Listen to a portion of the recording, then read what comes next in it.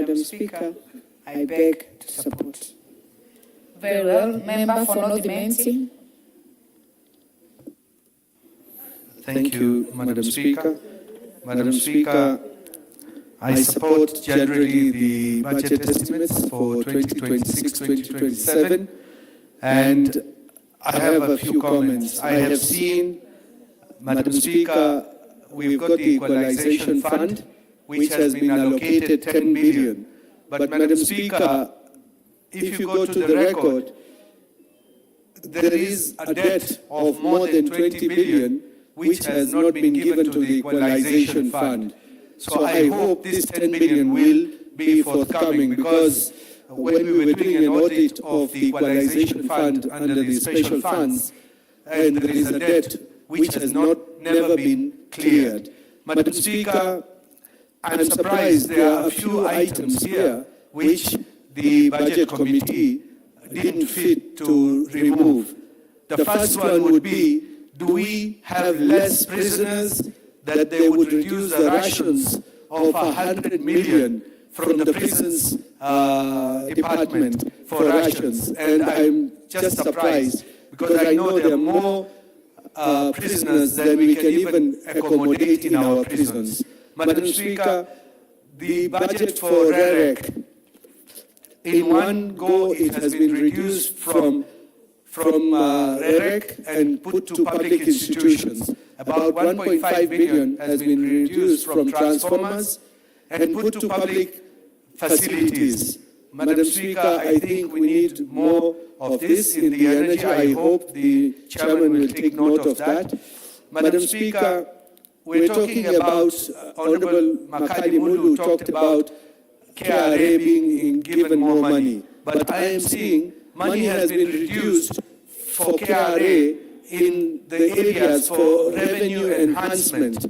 About 300 million has been removed from KRA revenue enhancement. And how are they then supposed to get more money, recover, and get people to pay what they have to pay? Madam Speaker, I think KRA needs to be supported. I have seen the judiciary. It has been removed money for ICT, where it would help the cases to be moved, to go faster in the judiciary. But apparently, money for ICT has been removed from judiciary, Madam Speaker. And I do not understand, if it is removed, how are we expecting our courts to operate and go faster in solving our cases, Madam Speaker? Madam Speaker, one good thing that I note is the money which has been allocated for village elders, or what we normally call them in area managers in our area. That's what most of them are called.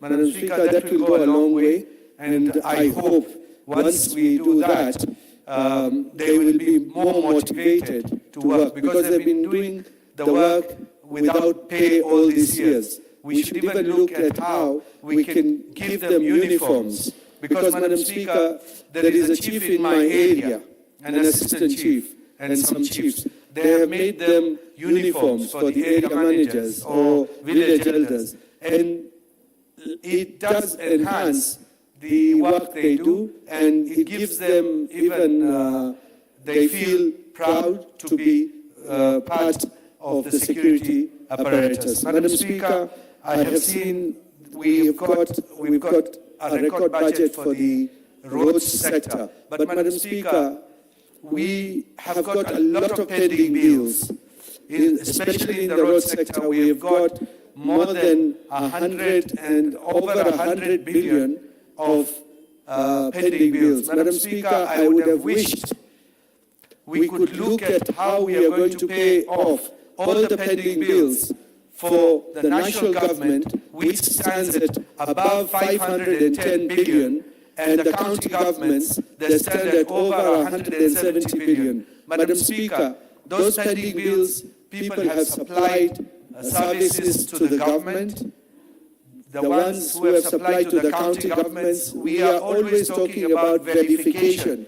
How long will the verification take so that people can get paid their money? Because many people commit suicide because of lack of money, and they have taken loans from banks. So they have to be, now the government needs to think how we are going to pay. Madam Speaker, the third thing which I would want to talk about is the debt, because we cannot have the budget increasing every year. When I was in the Committee of Finance in 2014, and I asked, at that time the chairman was Honorable Langat, and I asked, why should we always be increasing the budget? Why can't we keep it stationary? Madam Speaker, I wish we had left it at that time the way it was, because even the debt ceiling which was there after President Kibaki's time, it was at 1.2 trillion. But there was a proposal from Treasury at that time to increase it by another 600 million to make it 1.8. But unfortunately, while it was brought to Parliament, instead of what Treasury had asked, we decided to increase it to 2.4 trillion, Madam Speaker. I wish we had stopped there, because at the moment, as we stand, our debt is still going up, and we are paying so much in interest charges, which we have inherited from the previous government. Madam Speaker, right now, with the budget, what we are expecting, revenues are of about 2.9 trillion, and the budget is about 4 trillion. Madam Speaker, 1.1 trillion we will have to borrow from somewhere, and if it is from the domestic market, the cost is prohibitive, and payment of that debt, because the banks at the moment are laughing all the way, because they're making abnormal profits at the expense of giving to the ordinary citizens. Madam Speaker, we need to cut all our debts. We need to see how to manage our debts, and if it is possible, not to increase the budget. Madam Speaker, I have seen there is a reduction in the TSC budget for teachers, a 30 million reduction in teacher training. I am wondering, I thought we need more teachers, and that has been what we've done. I mean, this government has increased 100,000 teachers in the last 3 to 4 years. We have not had so many teachers before, but we now need to even look at how we are going to accommodate the JSS teachers, Madam Speaker. Because if we do not, I mean, we need to separate the JSS from the primary section, and then we need to promote whoever is to be promoted, so that even we employ the JSS teachers, because, Madam Speaker, I have not seen it here that we are putting the JSS in place. Madam Speaker, there are many things which we need to do as a country, and I think if it is possible, we can look at how we are going to subsidize fuel so that the fuel prices can come down. And I am glad I heard the Minister for Energy and Petroleum, Honorable Wandai, saying that the prices will go down soon. I would want to urge the Minister to not wait until the 15th of June to lower the prices. I think he can do better if the fuel which we are going to get very soon, it will be at a lower rate. Let it be put down before the June the 15th. Madam Speaker, I have seen that we are talking about increasing money for indigents. But Madam Speaker, we have reduced the money which is going to the Social Protection Fund. It's going for indigents insurance. So, Madam Speaker, we need to now rebalance and see that our people who are on the social ladder, who are lower, they can get their money on time and enough. Madam Speaker, with those few remarks, I support. Member for Marsabit, Naboako.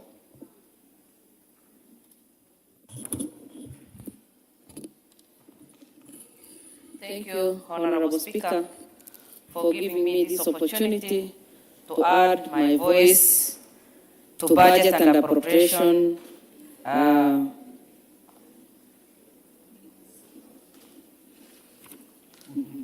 debate, as I confirm that I support the ongoing debate.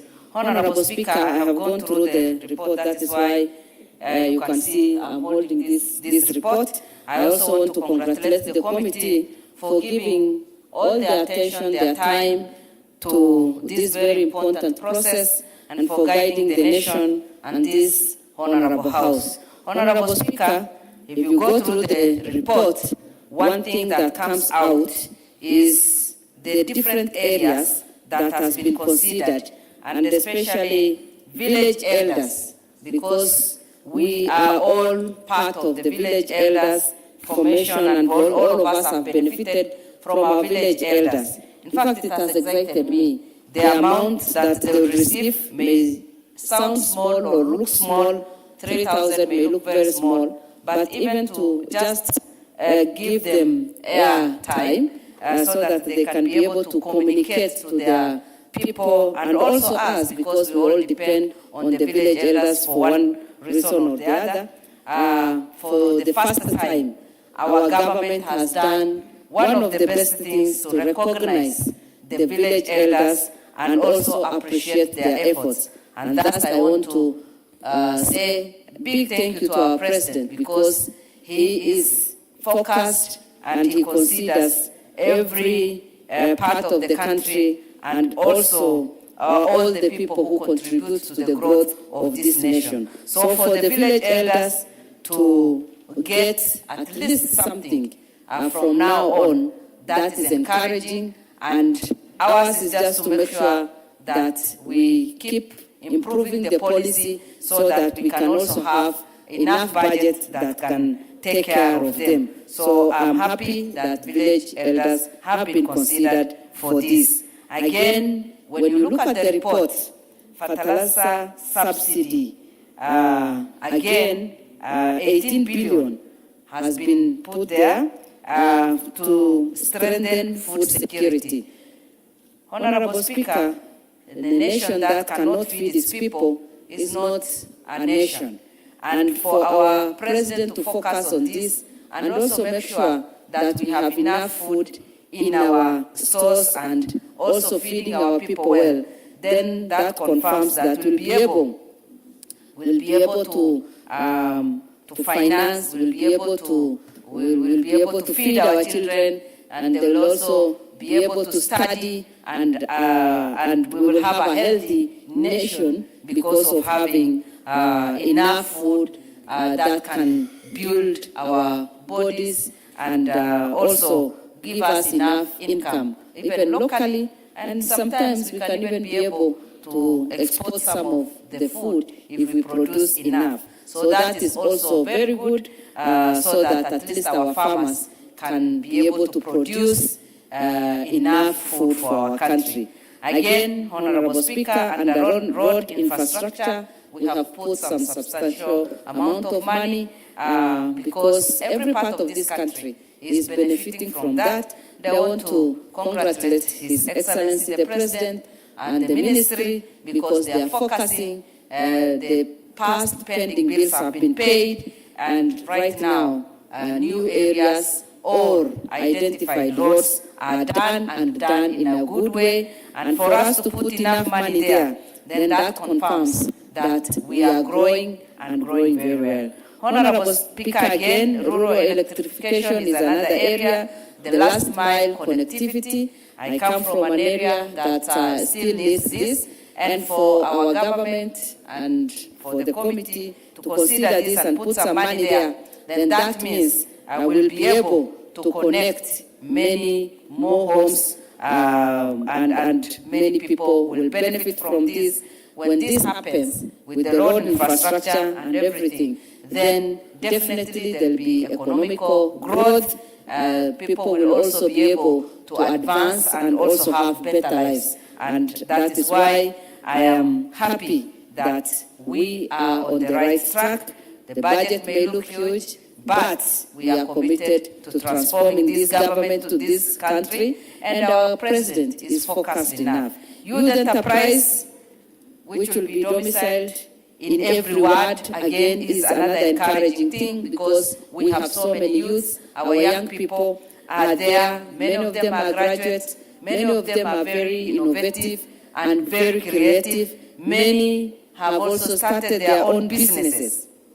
But unless they get some financial support, they may not be able to do a lot. And for this budget to consider that, we are on the right track. It shows that we are also concerned with our young people and their future. And mine is just to encourage the young people to make good use of these funds that are there and use the funds wisely to benefit themselves and their families. Honorable Speaker, again, the footbridges.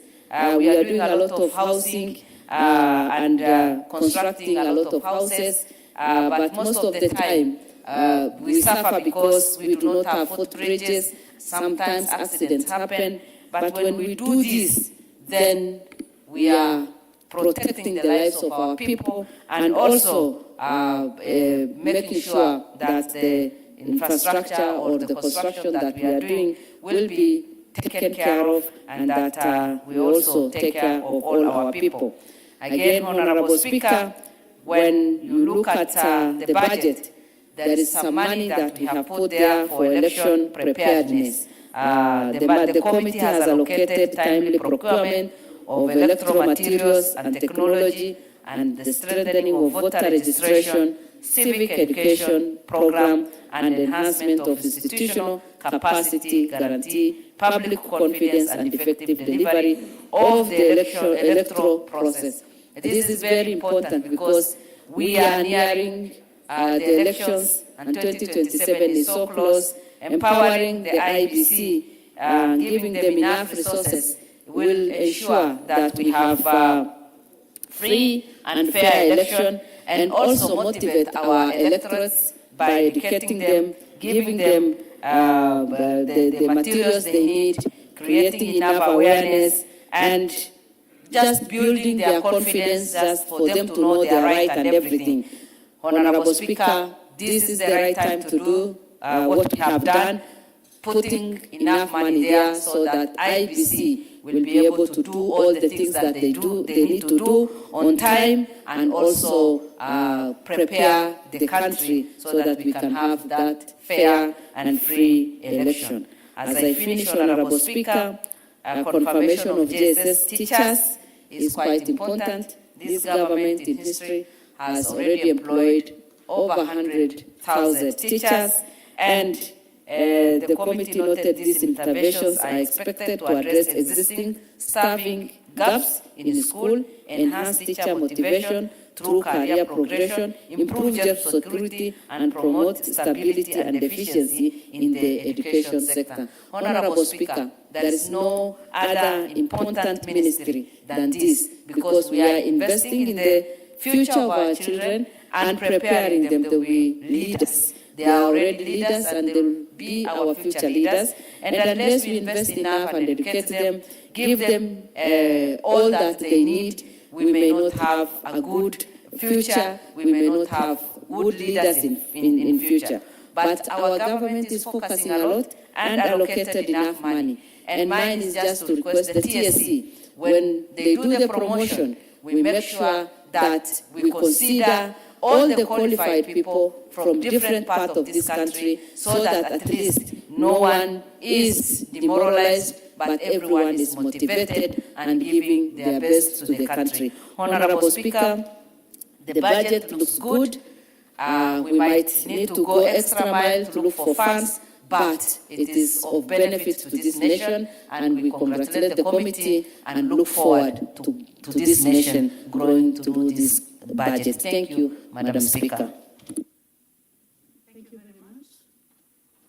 Thank you very much. The Honourable Quates.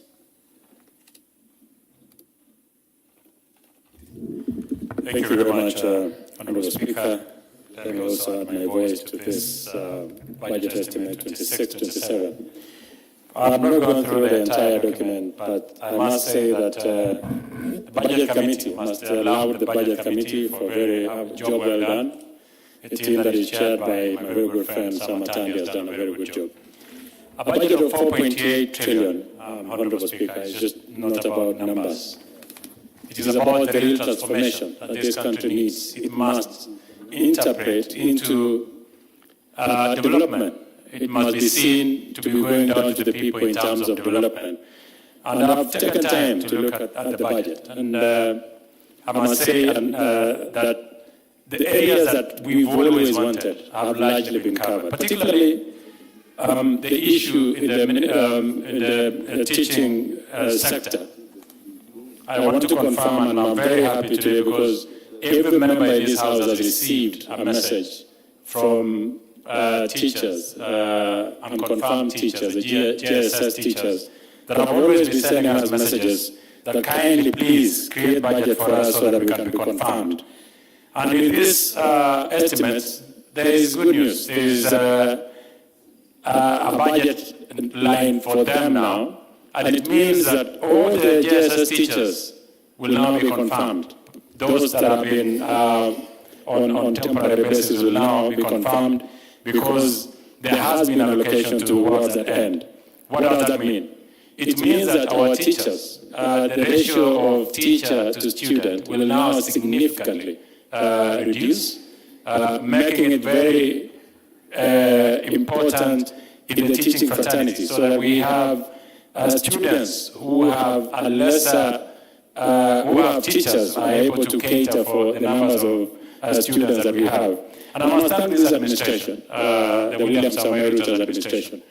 Having 100,000 teachers employed in the space of the last 3 years, it did not mean feat. It is the highest number, the biggest number that has ever been achieved since independence.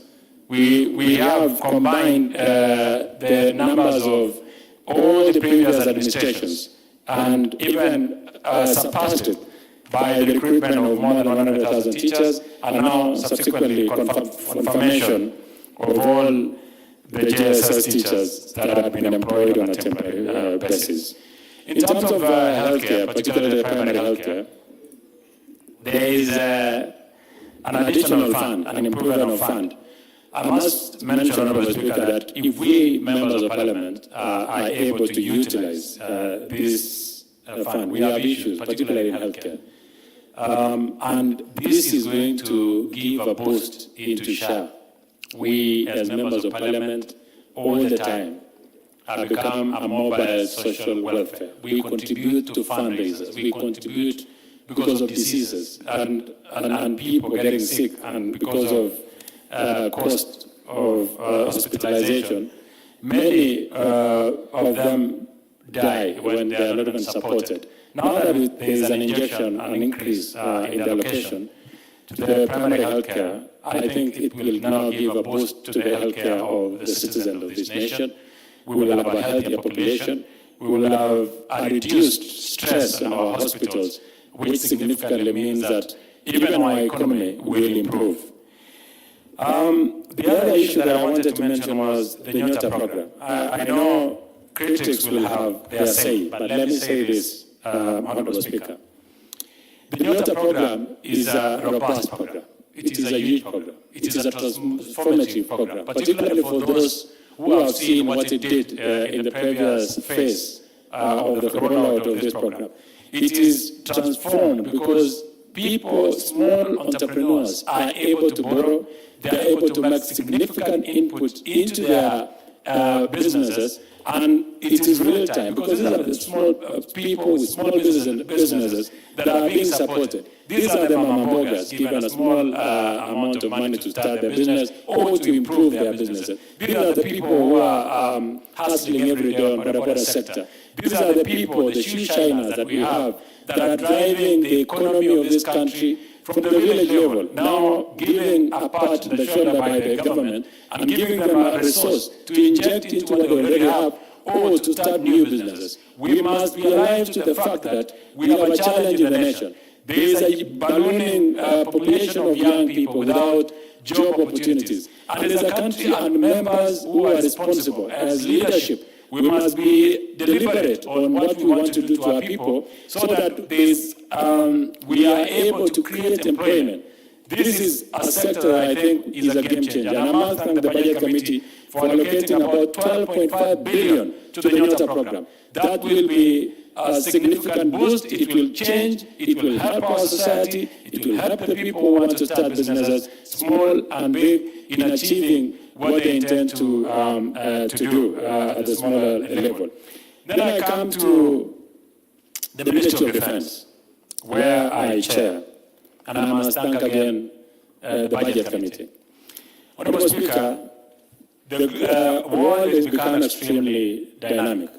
Threats are becoming real and new every day.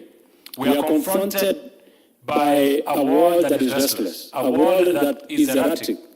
Pronouncements that are made in the capital, whether it is Washington, D.C., or pronouncements that are made in the EU, have a direct effect on our national security. Therefore, the resource of our defense becomes extremely paramount in the budget-making process. I must thank my committee and the Committee on Budget for having considered the recommendations that we have made as a committee, so that we are able to conform with the reality and the changes in the global security space. I saw many people the other day in Nyanyuki when there was an attempt demonstration like Laikipia Air Base. You must have seen the machine that was out. That is what we call an APC. That were the new systems, armored personnel carriers that our military have acquired. We will continue, we must continuously make sure that our military, as a defense of our sovereignty, is well-funded, well-catered for, so that it continues to secure our borders. We have, like I said, we have restless neighbors. There is an imminent threat every single day. And as a country, we must not sleep. We must make sure that we resource our military. In fact, as a committee now, the challenge will be, because a lot has been done, to make sure that the money that has been allocated to my committee, we are able to put every coin to account, to make sure that the soldiers are fully kitted. The soldiers have uniforms, the soldiers are fully kitted, and the equipment are up to shape, so that we do not experience any incidents. Case in mind is Kenya Armed Forces, Kenya Air Force, This Parliament before have put me in account on the accidents that we've seen before in our Kenya Air Force.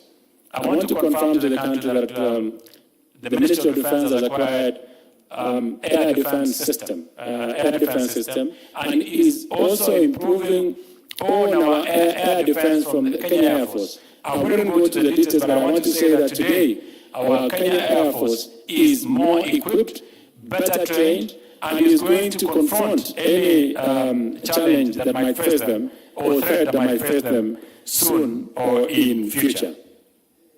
Honorable Speaker, I must also say that in terms of our intelligence gathering, the National Intelligence Service, the National Intelligence Service, and I must use this opportunity in a very big way to thank the National Intelligence Service Director, Mr. Nordin Haji, for transforming our national intelligence infrastructure. Today, information gathering has become even more better. Honorable Speaker, many people might not know that a lot of terrorism and terrorist attempts have been thwarted by our national intelligence system because of information.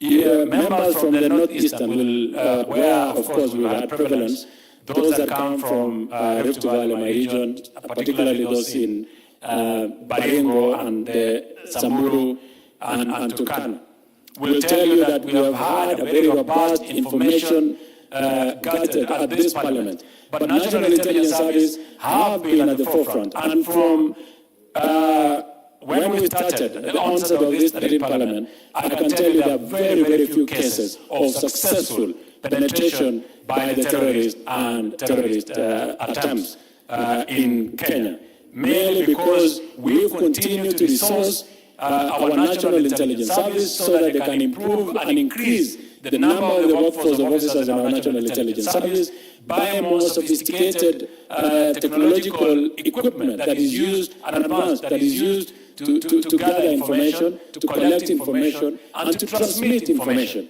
That I must thank the honorable colleagues and the Committee on Budget for seeing it better again to resource it. I also must mention a sector. Honorable Speaker, let me even mention to this House that we have something called defense industrialization. In India, Bangladesh, and Pakistan, under Ministry of Defense, there is actually a Ministry of Industrialization. It is massive. I have seen comments at times from people who do not understand the support that the Ministry of Defense does give in making sure that as a country, progress of works is achieved on time. You look at Atlanta today, you look at Wajir, where we held the celebrations the other day, first June celebrations when we were held in Wajir. And if you look at the timelines that the Ministry of Defense had been given and the timeline that they took to execute the project until we had celebrations there, I want to tell you, Honorable Speaker, that it shows you that there is a lot of inefficiency in government. That is why the Ministry of Defense has been brought in to support in supervising most of these projects. We have about 48 projects active that are being supervised now by the Ministry of Defense. We have the Talanta Stadium, we have the Bombers of Kenya, we have roads, we have hospitals that are being built, we have stadiums that are being built, we have water infrastructure that is being put up by the Ministry of Defense, we have supervision of our railway. So in a way, even the budget that we allocate here, most of it also at some point will have to go into the supervision of the work that are being done by the Ministry of Defense. And I want to laud the Ministry of Defense and P.S. Mariro and of course Honorable Soipan. Both of them were our colleagues, both of them were on the Speaker's panel.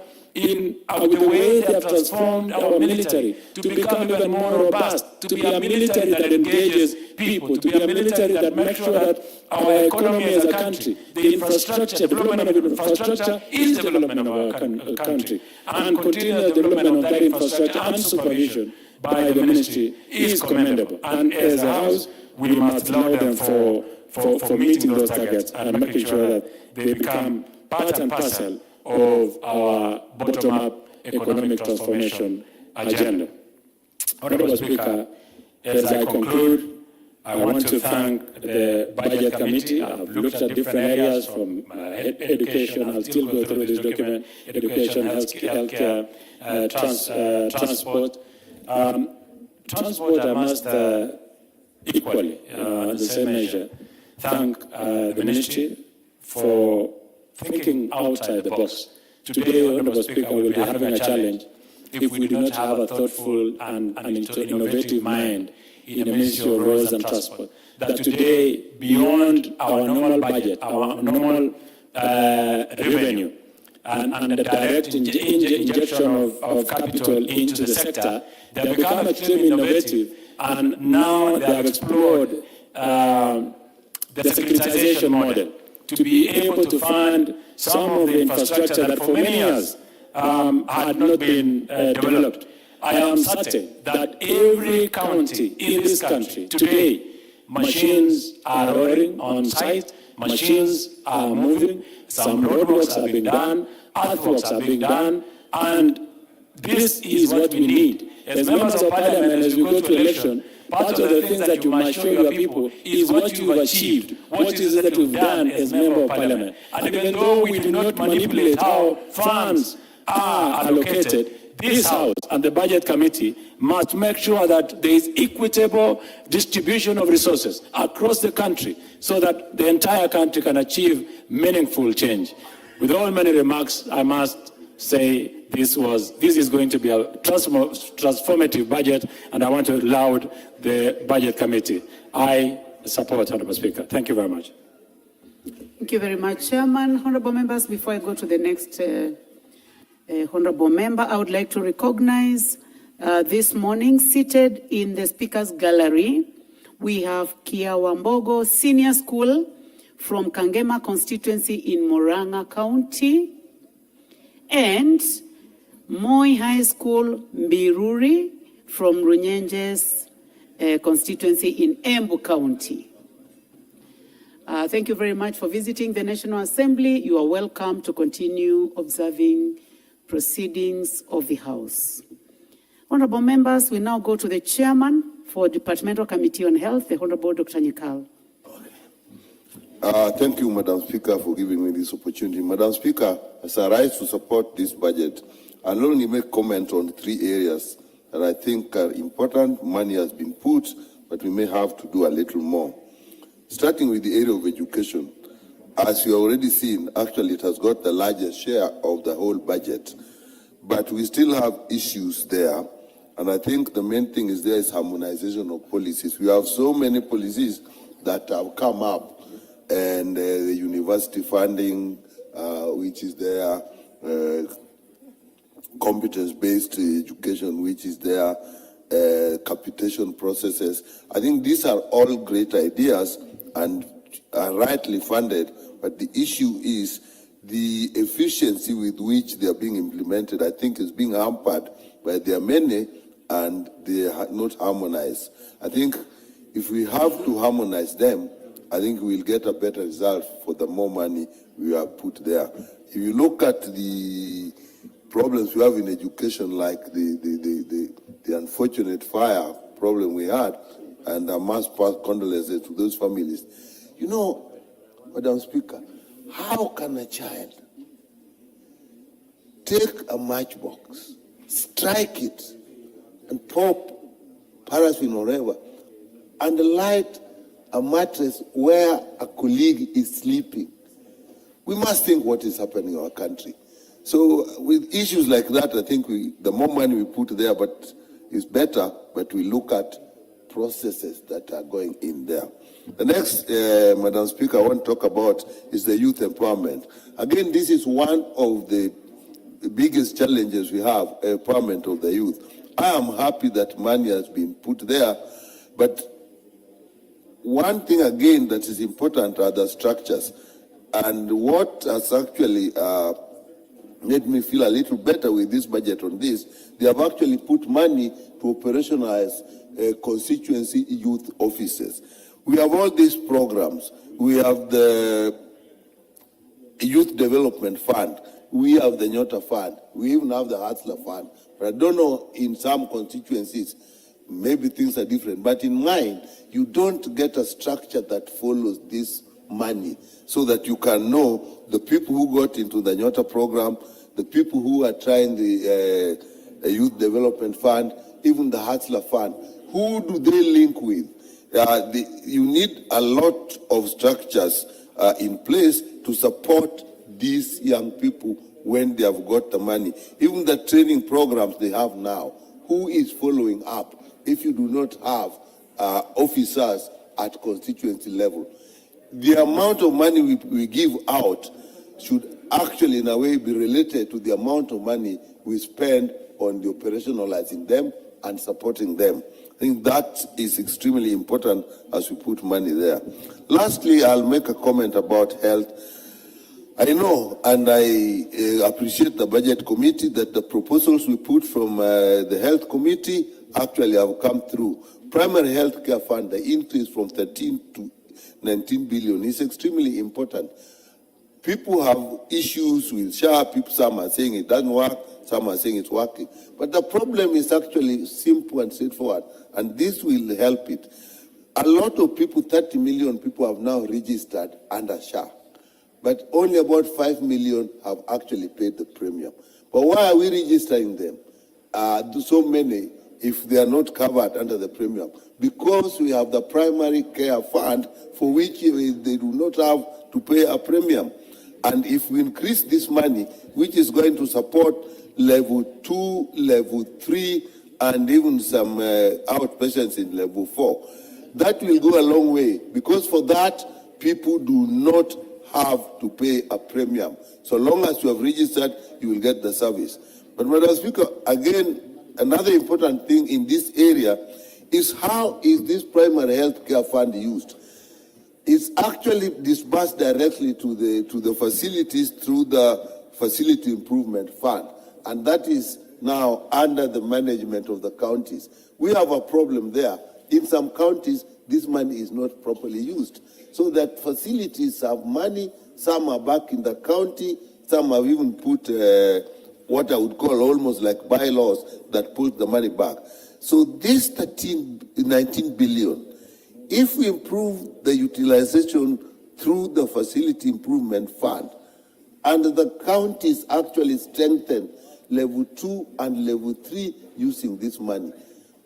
Madam Speaker, can you imagine Kenyans going to level 2 and level 3, getting treatment, getting their drugs and going home?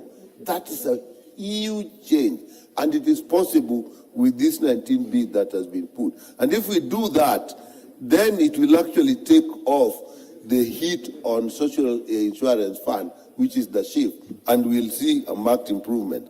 At the same time, we have put in money on KEMSA, 20.9B. That's a lot of money. And again, if the distribution of drugs using this money works well, and the facility improvement funds, if you can get a situation where in our primary care facilities, the primary care network, level 2 and level 3, people actually get drugs, not just being seen and told to go and buy drugs. That would work, and that is why KEMSA is actually being funded at this level. Again, the link between KEMSA supply and the county is important, because sometimes counties actually don't pay KEMSA once they have been supplied. So that if that doesn't work, then every year we'll have to put large amounts in KEMSA. While the design was that it should be like a rolling fund, so that if you put money and the counties buy, then KEMSA really doesn't need to be funded every year.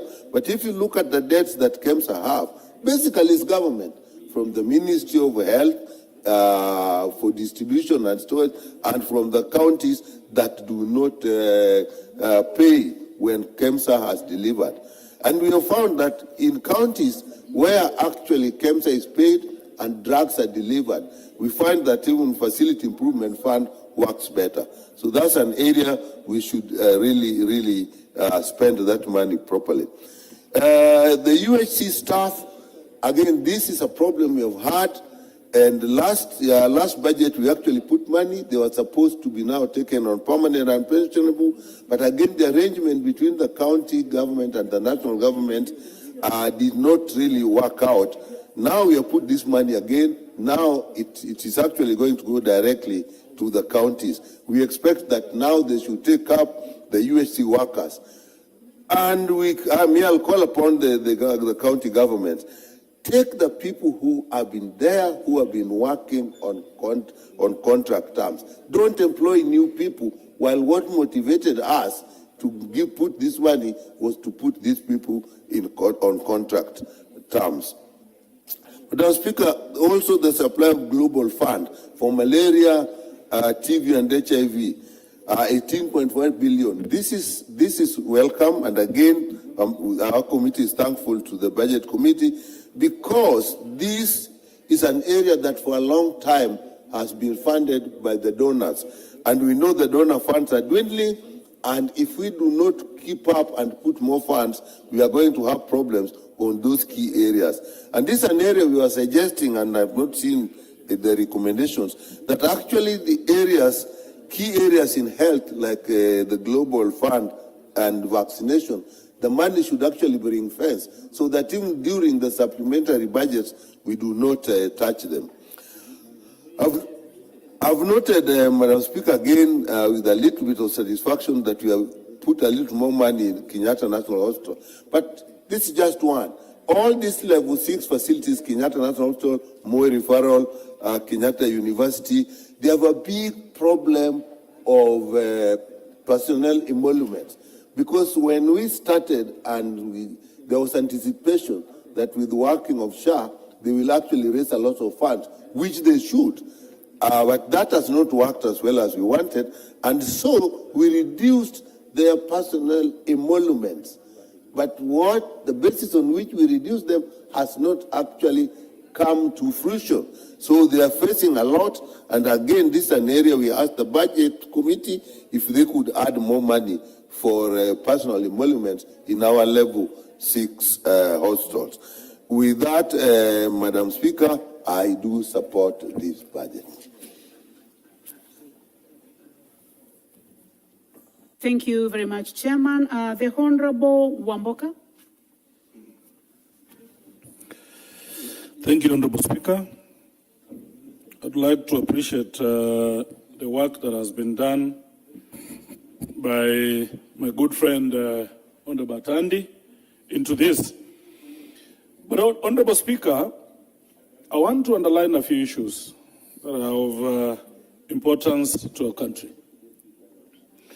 Since where we've come from as a country, from 1963, honestly speaking, the least we expect as a country is that we have free primary education, free secondary education, and free university education, Honorable Speaker.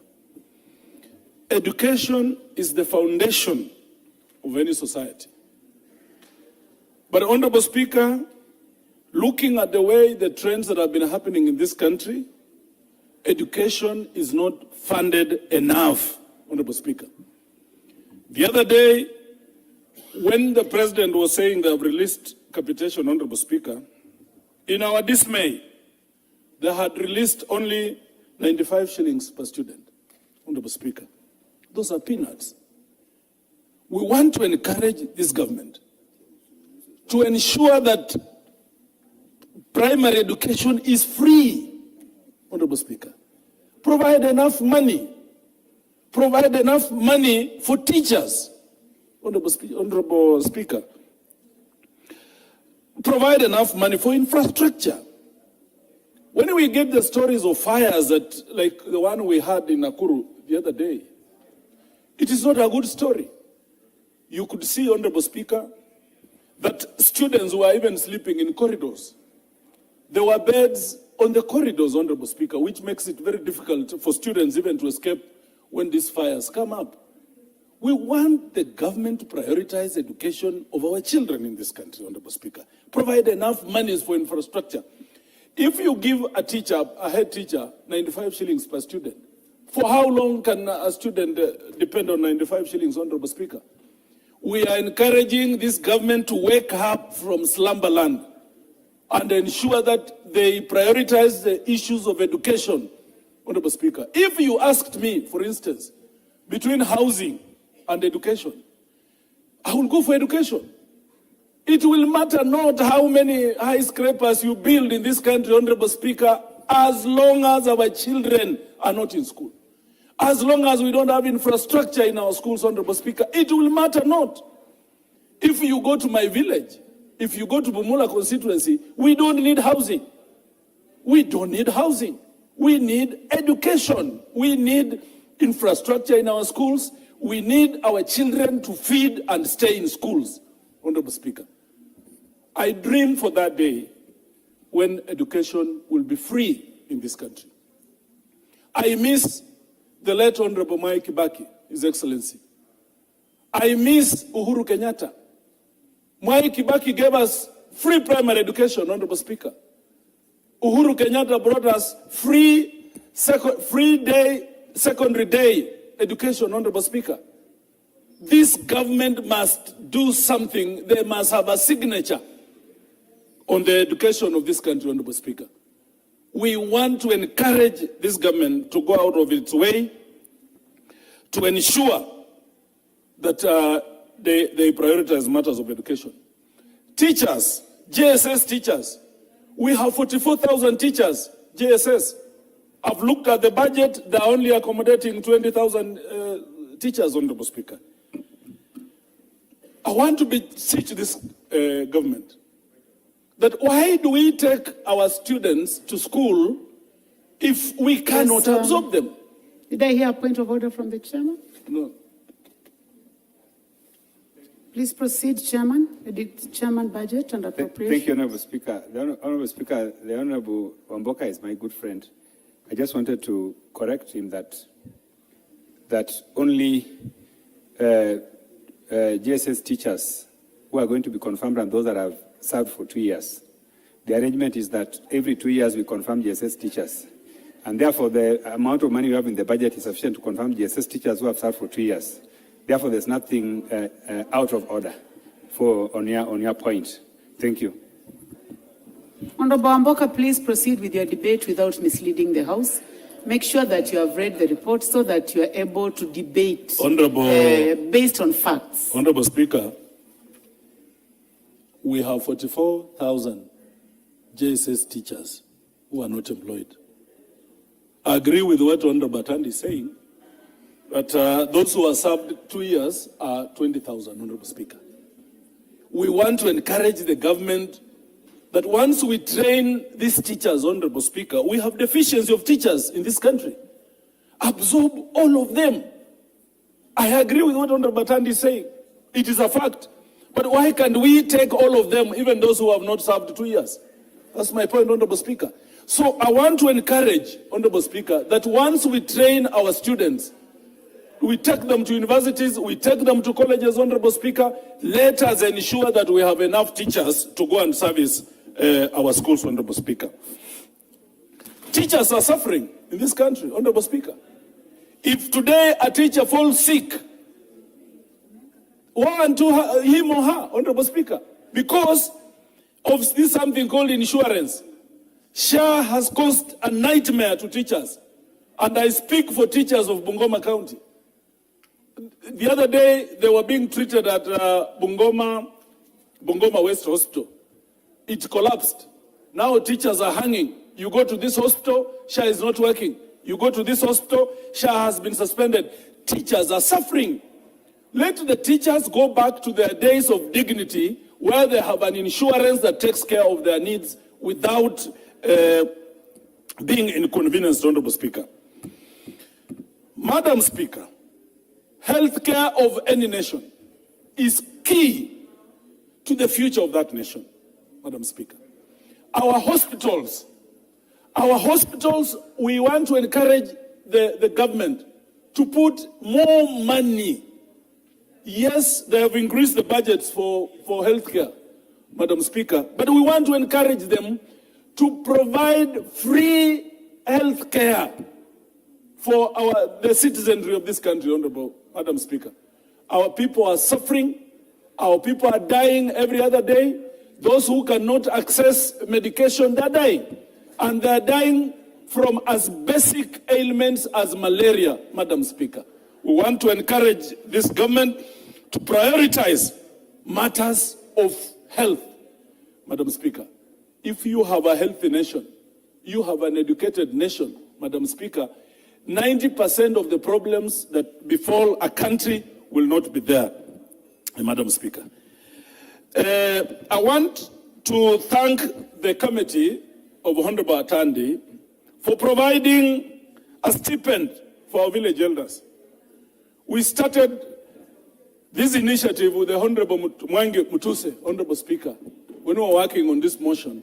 We want to encourage and first thank them that at least our village elders, the Bakasas, the Ligrus, who have done a lot of work, can now smile at the end of the day. Madam Speaker, 3,000 may not be enough, but thank you, Honorable Atandi. In future, try and ensure that this, because of the economy where we are, this money goes up a bit. And lastly, Madam Speaker, we want regional balancing. We want everyone in this country to feel and believe that they are in Kenya because we all pay taxes. We don't want a scenario where, like I was looking at the road sector, Honorable Speaker, in Bungoma County, the roads that started in 2013 up to now, they have not been finished, and the amounts that have been put are not even sufficient to do 1 kilometer, Honorable Speaker. We want fairness. We all pay taxes. We want a scenario where every Kenyan matters. Every region matters, Honorable Speaker. Honorable members, before we continue, I would like to take this opportunity to recognize students seated in the speakers gallery this morning. Students from St. Angela's Girls' School from Kitui Central Constituency, Kitui County. You are welcome to the National Assembly to continue observing proceedings of the House. Do you know them? The member for Imenti Central? Take 1 minute. Imenti North, please take a minute. Thank you, Madam You Speaker. have really requested that you want to welcome the students. Thank you, Madam Speaker. Madam Speaker, the lovely ladies who are up there, I met them up there, and they told me they're coming from Kitui. And because you are from Kitui as well, Madam Speaker, I called them cousins, so that Meru and the Kamba community are cousins for that matter. So I welcome them and the other students as well. And hapa ndio mnaza kufika mkiwa mmesoma vizuri. Asante mwende. Thank you for making it very quick because we have very important business in this house. The Honorable Nyakundi.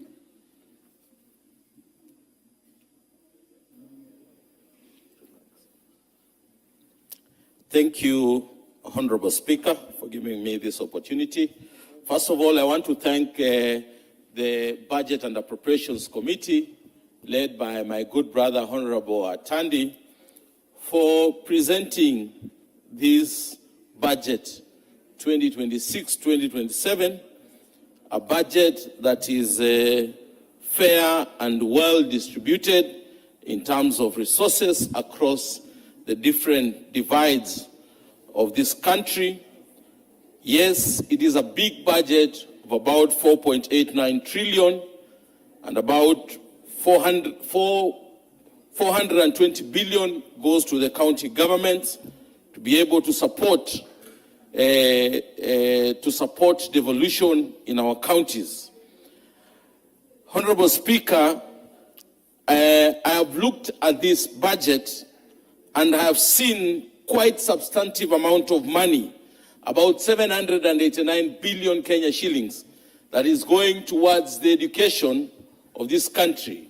Education is very important, and education is the only equalizer in life. I've seen my good brother, Honorable Wamboka, saying that this government is not prioritizing education. I want to tell him categorically here that if there is one government that has prioritized education, is this government. Because in this government, William Ruto and this government has been able to employ more than 100,000 teachers. And again, as we speak, in this budget, we have put in 8 billion Kenya shillings that will go into recruiting the intern teachers into permanent and pensionable basis. I want to also tell Honorable Wamboka, who's my good friend and has just left, that it is this government that has moved the budget of education from 500 Honorable billion. Nyakundi, I would have wanted the Honorable Wamboka to be in the House so that he can listen to you, because you have gone through the report and you are giving facts within the report from the Budget Committee. You know, it's unfortunate that he has spoken, said very negative things, and he has left. So, honorable members, I encourage you that after you have debated, it's good to remain, even if it's for 5-10 minutes, so that you can get a feel of what the other members are saying.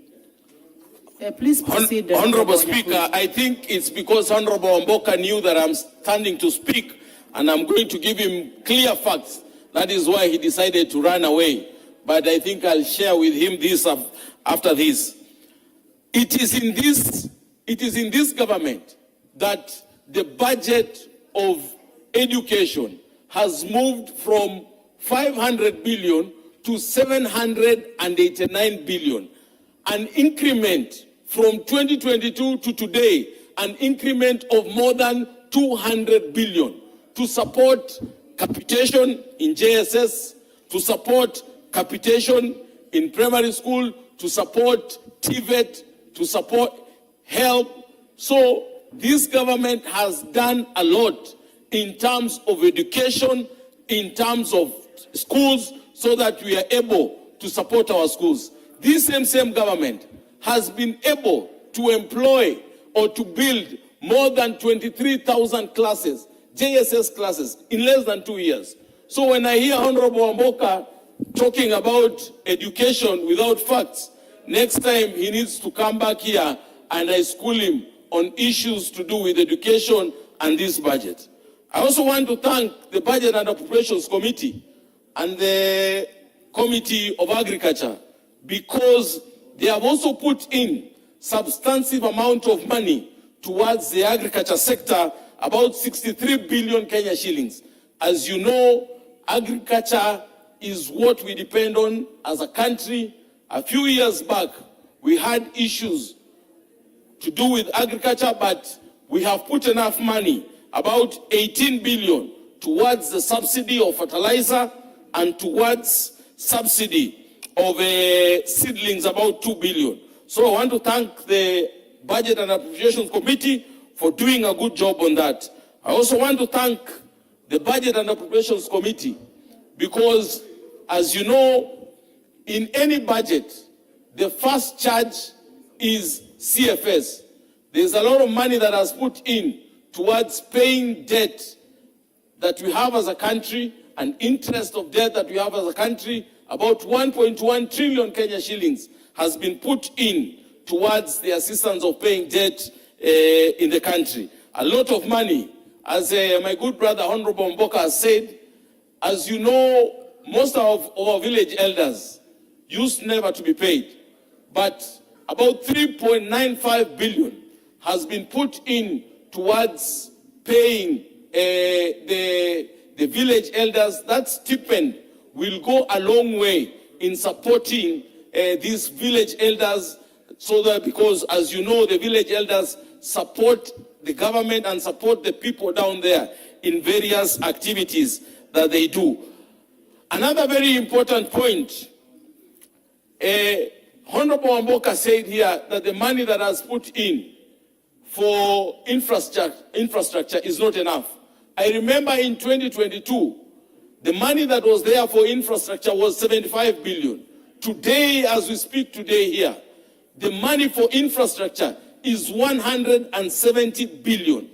As a country, we have moved most of the roads that had stalled back then, some from 2018. There's some roads even in my constituency that had stalled. But as we speak here today, all the roads that had stalled, contractors are on site and the roads are ongoing. And we're also getting support, not only from the budget, but we are also getting support from the securitization of the securitization. The 7 shillings that we put in for securitization has helped us in supporting our roads, and most of our roads are ongoing. And we want to thank the Ministry of Roads for the good job that they are doing towards supporting the infrastructure.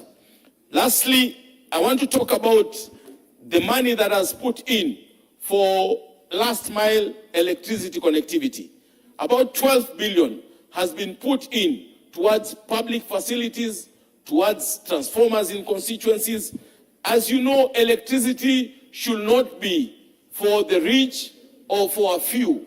Electricity should be for every Kenyan, so that this electricity goes a long way in supporting kids to do their homework, in supporting in terms of industrialization. So I want to thank the Energy Committee also so much, because of putting in that money. It will go a long way in doing the last mile connectivity. Generally, I want to thank the Budget and Appropriations Committee because of presenting a budget that is equitable across the country. Every part of this country has been touched in this budget. If you look from northern Kenya, roads are ongoing. Western Kenya, roads are ongoing. Coast region, roads are ongoing. And many other projects are going on within the country. So I want to thank the Budget and Appropriations Committee and each and every other committee that took its time to present the budget towards the Budget and Appropriations Committee. And I believe this budget will be able to transform this country and bring the development that is required. Thank you, Madam Speaker. Thank you. The Honorable Naisula Lesuda. Thank you, Madam Speaker, for giving me this opportunity to also contribute. And from the onset, I must say that I support the report that is before the House. And I'd also like to congratulate the Budget and Appropriations Committee, where I sit, and which is chaired by the able chairman, Honorable Atandi, for his guidance, and also for the long hours that we put in listening to the departmental chairs. I also would like to congratulate the departmental committees for the work that they put in before they came before the Budget and Appropriations Committee. I know that they interrogated and they also engaged a lot with the departmental committees of different sectors, and that is what has led to this report finally being tabled in the House. Madam Speaker, I just want to pick from where one of my colleagues had left on the issue of equity. Madam Speaker, when Treasury came before us, they brought a very good recommendation, which we support. I personally support it, that in future, when the departmental committees or the departments capture the projects, Madam Speaker, they need to capture very well the constituencies that those projects are and the counties that those projects are happening, Madam Speaker, because this will ensure that there is equity. This will also ensure that it's not just some people sitting in the departments, in the different ministries, Madam Speaker, putting projects in one area. We must ensure as a country that we have equity. There is no constituency or county that should be left behind when we are dividing the national cake, Madam Speaker. I must commend the Budget and Appropriations Committee for the budget they have allocated to the education sector. It continues to account for the largest share of our budget.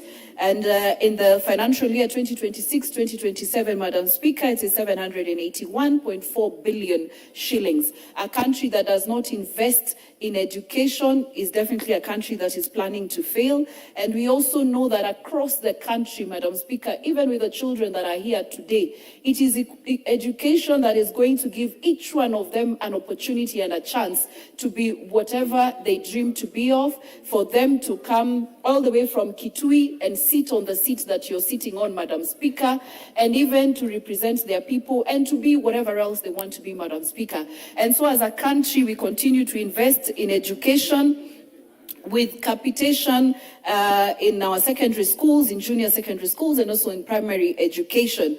And one of the tasks that we took the CS and the PS Treasury when they appeared before us, Madam Speaker, is to ensure that then these monies are just not in the books or in the estimates, Madam Speaker, but to ensure that Treasury releases capitation on time. And one of the assurances that we did get from the CS, Honorable Mbadi, is that from the previous term, Madam Speaker, capitation was released before schools were opened. And that is something which is commendable, and that is something that needs to continue. We do not want our teachers, our students to strain in schools, Madam Speaker. And so we hope that that trajectory will continue as we move forward.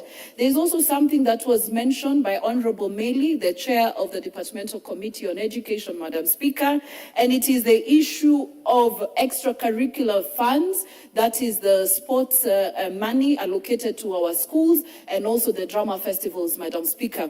We all know as members of parliament how it is, especially on second term, when our children have to participate in these extracurricular activities, that we are always asked for funds, for transport, to hire a bus, for their lunches, Madam Speaker. Well, this is something that is in the budget, which has been budgeted for, and it is also important that it be given per capita, that is per child, in school, released on time, and the respective head teachers to put this money into that use, so that because it is not factored in NGCDF, it is mostly from members of parliament pockets, it can be catered for in schools, Madam Speaker.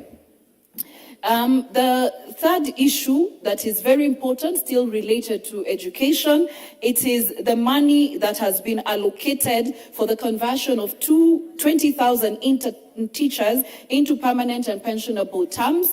That is 4.9 billion, Madam Speaker. We know that our intern teachers have been putting in a lot of hours, teaching hours in our schools, and they have also been reaching out to us that they be absorbed into permanent and pensionable terms, and 20,000 of them have been factored in this budget, Madam Speaker. And on this, we have to commend that the numbers of teachers are really going up, and this will help our learners in our schools. Madam Speaker, I must also commend that NGCDF budget has gone up to 61 billion from 58 billion 2025-2026 budget. And personally, I have been at the forefront fighting, and most of these members, Madam Speaker, and even our courts have now declared NGDCF constitutional, and anyone else who would like to have this debate should know that it is the people of Kenya who actually spoke and said that they would like NGCDF to be as it is. Because, Madam Speaker, of all the budgets, I must say that NGCDF is what equalizes all of us. Our schools in whichever part of the country, Madam Speaker, our children getting the bursaries at the constituency level, Madam Speaker, matters to do with environment, NGDCF, and even GAF, Madam Speaker, is a very, very important fund that helps our women at the county level, even with the mega resources that they receive as NGAF, Madam Speaker. We see the great impact that it has, especially for our women and youth, and the increase should even be more in the future, Madam Speaker. On matters equalization fund, as the committee has noted, there continues to be a shortfall in the allocation, or I can call them arrears, Madam Speaker. Equalization fund is a very important fund in our constitution, which is allocated to counties that have been marginalized for many years.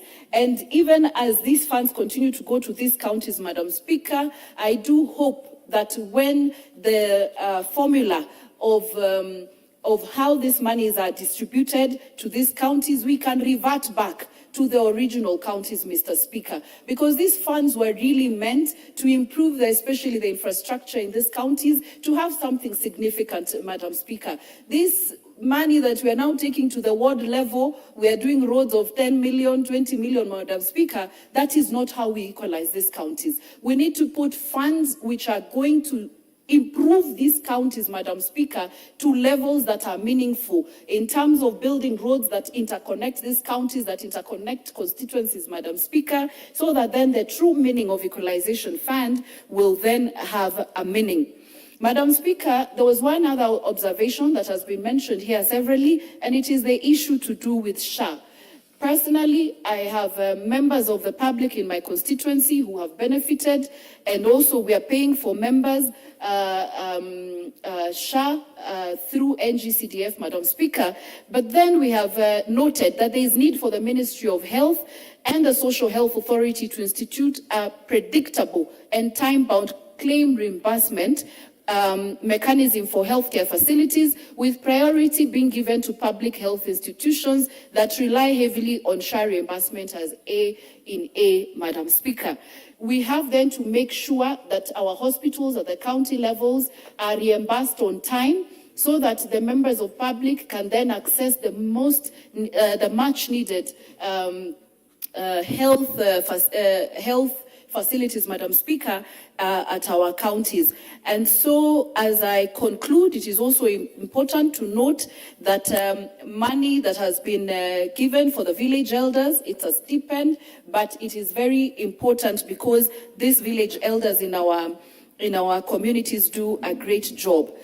Lastly, on interns, PAC, there is a provision of 2 billion under the PAC internship program. It is an important one, Madam Speaker. We have many of our children who have finished their university and colleges, and they need to go through internship program, Madam Speaker, and it is important that the government then consider them in a stipend, and the committee has asked the Auditor General to actually audit that these funds be used for that specifically and not for operations, Madam Speaker, so that our interns can serve in an environment that is conducive. Thank you, Madam Speaker. I support.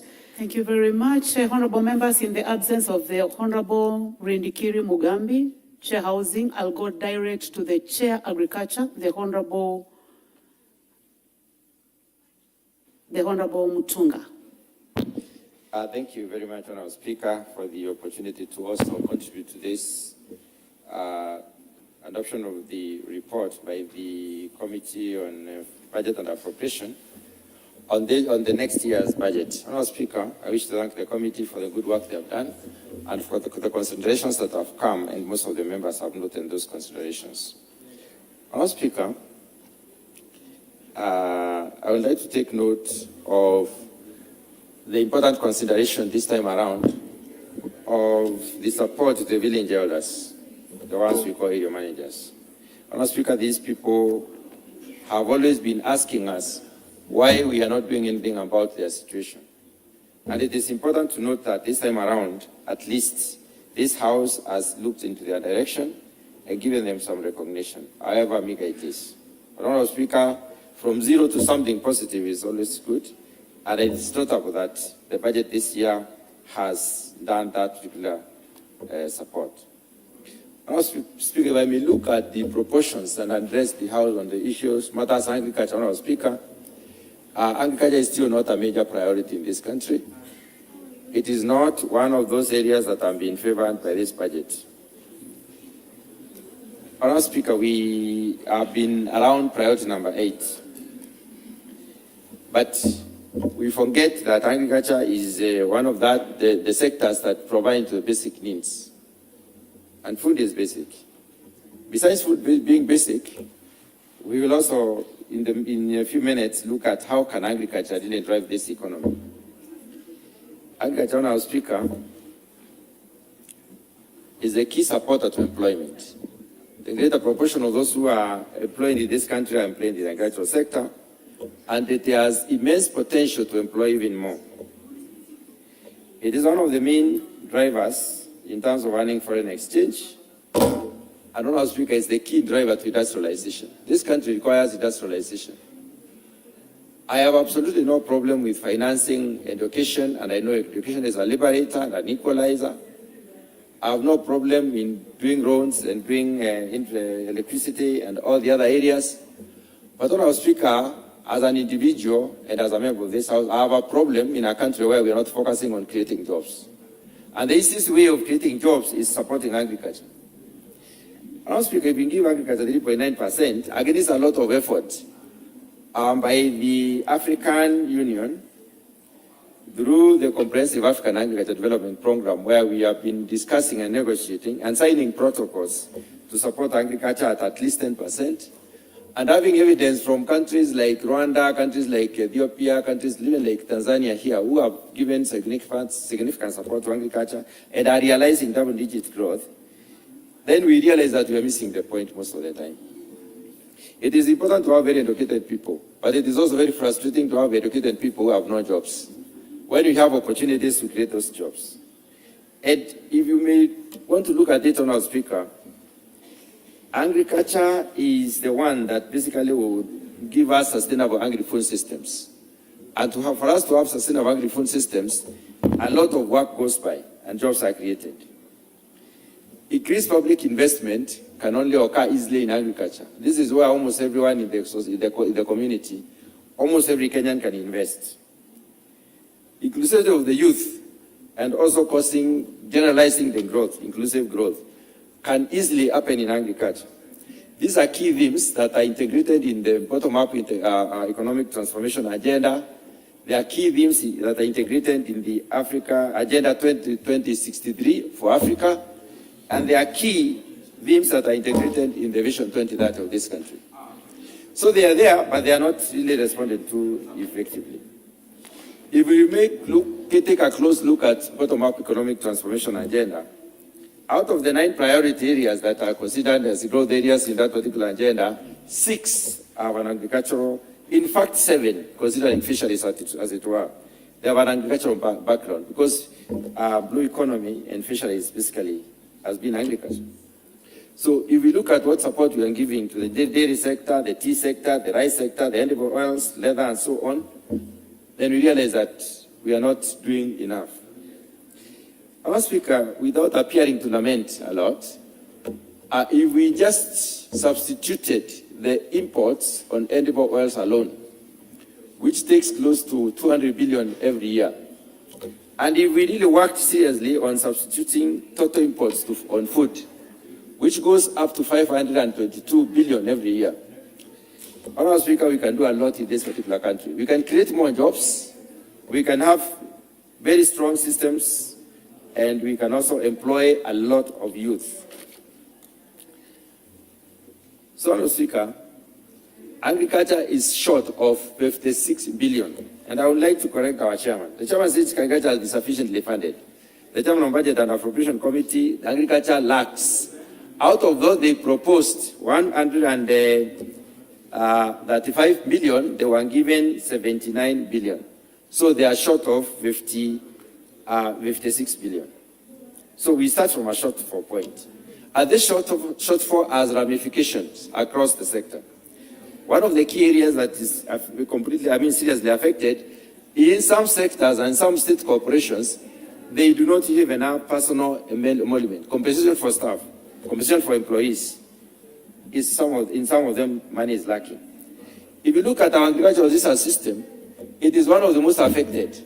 Kenyan Agricultural Livestock Research Organization requires about 500 billion to meet their budget deficit. If we cannot fund our agricultural research systems, then it means we will be poor in terms of technologies, innovations, and management practices. So we cannot be able to drive the agricultural economy as it's supposed to be driven by the others. Honourable Speaker, I've just come from a convention in Bologna, in Rome, in Italy. And this particular convention, Honourable Speaker, was on wheat. And I can confirm to this House that none of the Kenyan scientists attended that particular function. And it was a scientific conference where the global scientists in rice, in wheat, took the floor and discussed what they are doing in various areas of wheat. So we need to look at what we are doing in terms of the issues. Honourable Speaker, the other issue that I would like to bring to the fore is the issue of pending bills.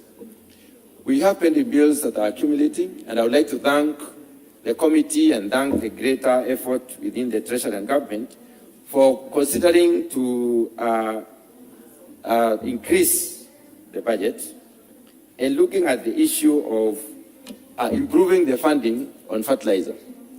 The fertilizer subsidy has been demanding around 18 billion. At this time around, Honourable Speaker, we are grateful that at least it's been given that money. But we have a pending bill of around 16 billion again, which needs to be paid. We have pending bills that have been given, demanded at the court level. We have court orders to pay some of the pending bills. A classical example in the livestock sector, we have a pending bill called Halal.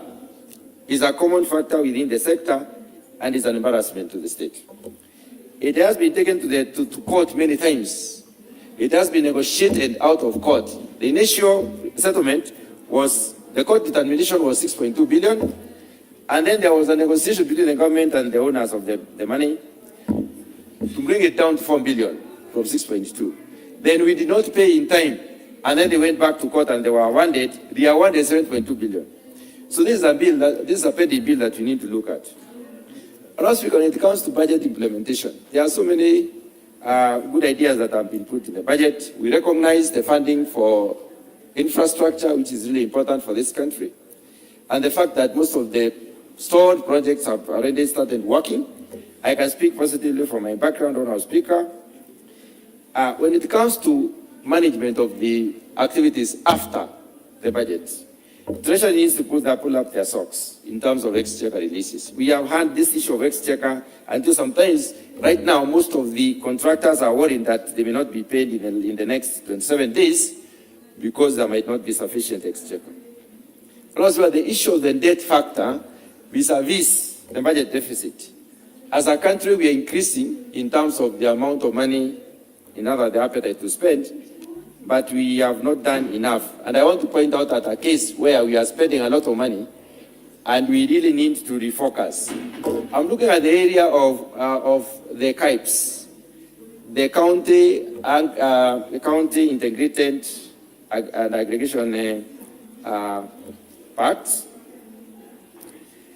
Honourable Speaker, if you look at the 47 counties and ask yourself the extent to which these CAIPs have hand backward integration into who supplies to the CAIPs and what is going to be supplied, you realize that that particular correlation has not been built.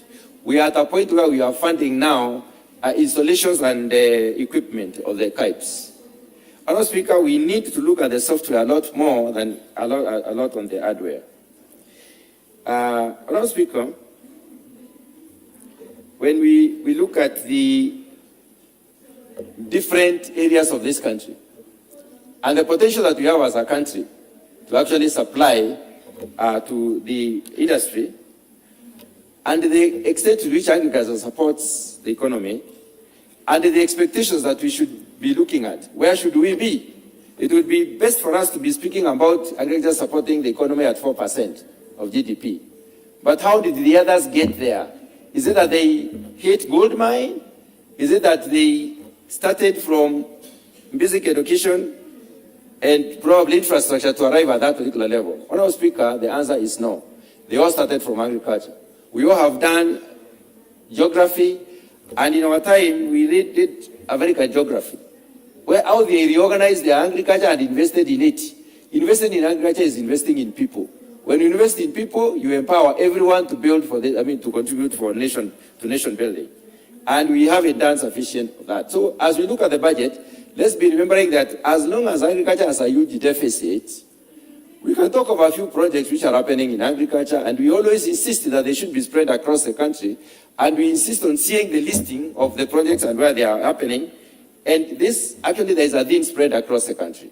But then, when you look at the intensity, you might realize that in a county, you are covering 2 sub-counties and then maybe 2 wards. So at the end of the day, in a county, you are covering around 4 wards. So it is really not, about 7 or 8 wards. So it is not really happening into the scale. So we need to look at how can we make sure that it will happen to scale. The final thing, Honourable Speaker, I would like to say as I conclude is that as we look at the various value chains in this country, and as Treasury and Kenya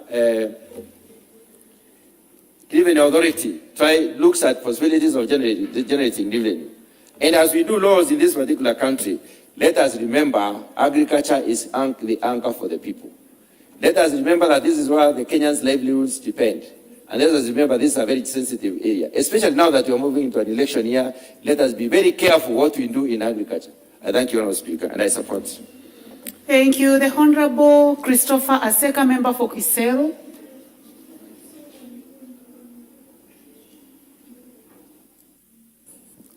Thank you, Honourable Speaker. Let me join also my colleagues in supporting this report by the Budget and Appropriation Committee on Budget Estimate 26-27, which provides that 4.8 trillion is the total budget that the government has presented to this House, out of which, Speaker, 420 billion goes to county governments, 50 billion will do the Parliament, 30 billion to judiciary. Speaker, 1.1 trillion is the declared deficit into this budget. Speaker, let me laud this budget by saying that it has addressed key drivers to bottom-up economical transformation agenda. In agriculture sector, it provisions about 18 billion going to fertilizer subsidy, which will go a long way in addressing food insecurity in our country. On health sector, Madam Speaker, this budget has enhanced the primary healthcare fund by about 19 billion. That will ensure that all of our people within the Republic of Kenya will access free, quality healthcare at the level 1, 2, 3 hospitals in our villages. This budget, Honourable Speaker, has also provisioned about 3.5 billion that will go to paying the village elders at a rate of 3,000 shillings per month. We'll be lobbying for more to increase this allocation. Madam Speaker, this budget has also provided resources to confirm close to 20,000 intern teachers who have been working as interns on permanent and pensionable terms. And also it has provisioned resources to promote our teachers who have stagnated in one position for many years. Honorable Speaker, this budget has also provisioned money for capitation, though the Departmental Committee on Education said there's a deficit of about 57 billion, but I know in Supplementary 1, 57 billion will be provided to ensure that capitation is paid for in full at a rate of 22,000 for our secondary school, or our senior schools, 15,000 for junior secondary school, and even 2,000 for primary schools. As we debate this, Honorable Speaker, there are issues that have come up out of this budget, and we need to be clear as a House that time has come that we address the challenge of pending bills within our sectors. We should also ask ourselves that is it time that we declare pending bills as a domestic debt so that we don't subject our suppliers and our contractors to the suffering that they are going through. Two, we need also to address the issue of collection of revenue. 25, 26 treasury projects that there will be a revenue deficit of about 100 billion. We have a 1.1 trillion deficit in 26, 27. We need to call KRA to order to ensure that they improve and even increase the tax base to ensure that the collections are up to date. Lastly, Honorable Speaker, is the issue of electronic procurement in government that has really slowed down absorption of resources and even processing of development projects in this republic. Treasury must ensure that this platform works and ensure that all procurements are onboarded on this platform. And I know by so doing, this government will realize a substantive saving that gets lost through corruption within this circle. Lastly, Mr. Speaker, we need also to call our partners in Senate to order because time has come that we must ensure that the budget for the two houses reflects the number in the two houses. We need now to address the parliament budget by ensuring that it is as per the number of members of parliament and Senate. I'll be proposing an amendment at the committee of the whole house to ensure that this one is realized. Thank you, Madam Speaker. Thank you. The Honorable Clive Gisairo. Thank you, Honorable Speaker. On the onset first, Honorable Speaker. Very kindly, Honorable Gisairo, let me just recognize these students. I know some of them are leaving. Honorable members, seated in the Speaker's Gallery this morning, we have students from St. George's Girls, Nairobi, from Dagoretti North Constituency, Nairobi County. And also, I would like to recognize students seated in the public gallery this afternoon. Students from St. Teresa Primary School, Embakasi West Constituency, Nairobi County, you are welcome to the National Assembly to continue observing proceedings of the House. You may proceed, Honorable Gisairo. Thank you, Honorable Speaker. Right from the onset, Honorable Speaker, I do support the report and the proposals therein. Honorable Speaker, I will dwell on 2 or 3 sectors stated in the report. And first of all, Honorable Speaker, I will start with the education sector. And I also would like, could have wished that Honorable Japheth Nyakundi could have been here because he equally may have not gone through the report despite sitting in that committee. Honorable Speaker, while we say that the budget has increased to 781 billion in the education sector, we also need to be awake and alive to the fact that the student count has also been increasing at the same rate or even at a higher rate than the amounts we're increasing. Honorable Speaker, we have to realize that even the capitation has always been falling short, both for primary schools and the senior school.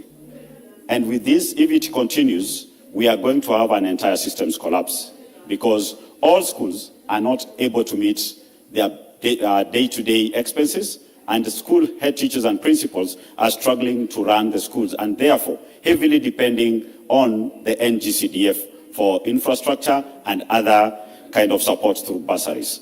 Honorable Speaker, while we say that 56.7 billion has been allocated to the Higher Education Loans Board, this is gross underfunding of that board.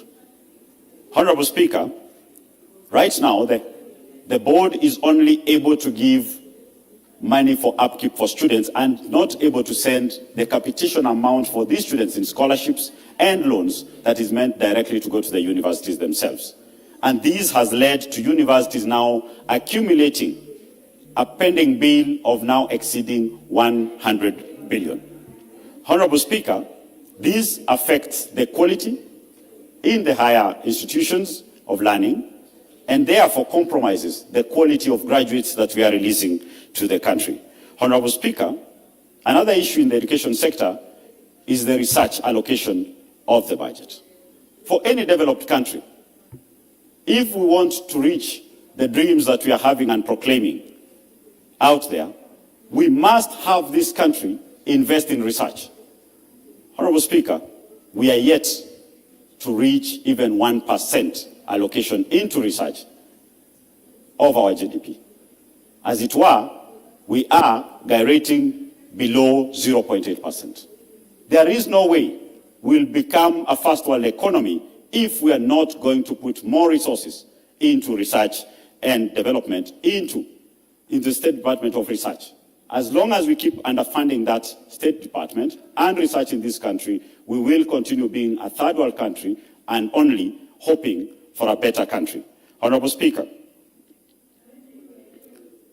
the Kenya National Examination Council has been given 9.9 billion as per this report. I'm made to understand an extra 1.5 billion will be allocated to give it approximately 11.4 billion.